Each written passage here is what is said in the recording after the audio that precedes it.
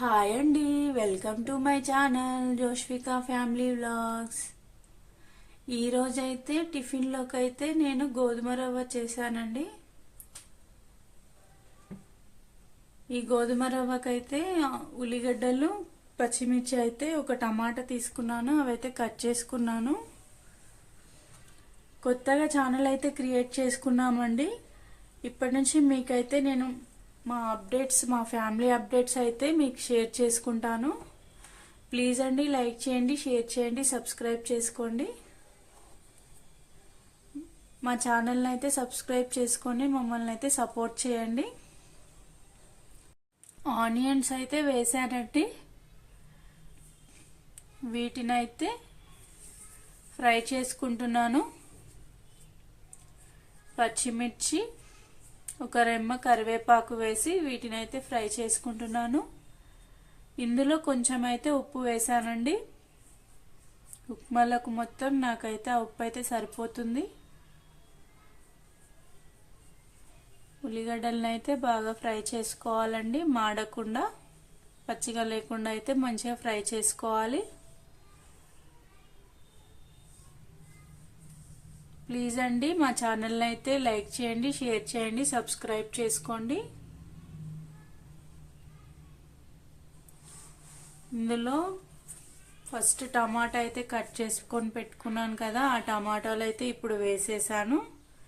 ఈ టమాటా కూడా మెత్తగా అయిపోయేంత వరకు నేనైతే మగ్గించుకుంటాను. ఇందులో కొంచెం అల్లం వెల్లుల్లి గడ్డ అయితే వేసాను.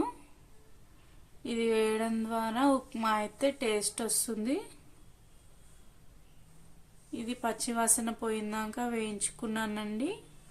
ఇప్పుడైతే ఒక కప్పు గోధుమ రవ్వ అయితే వేసాను.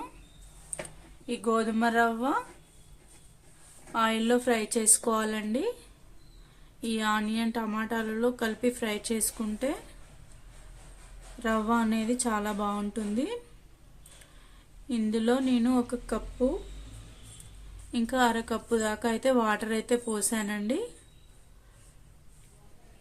ఒక కప్పున్నర వాటర్ అయితే వేసాను. అదే వాటర్తో అయితే మనం ఉడికించుకోవాలండి. లూజ్గా లేకుండా పొడి పొడిగా ఉంటుంది.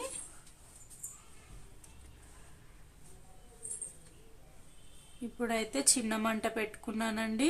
పెద్ద మంటలో ఉంటే ఉప్మా అనేది అడుగంటిపోతుంది. చిన్న మంట మీద ఒక 10 నిమిషాలు అయితే వదిలివేయాలండి. ఉప్మా అయితే రెడీ అయిపోయిందండి. చాలా టేస్ట్ ఉంటుందండి. ప్లీజ్ అండి, లైక్ చేయండి, షేర్ చేయండి, మా ఛానల్ని అయితే సబ్స్క్రైబ్ చేసుకోండి. Please do subscribe.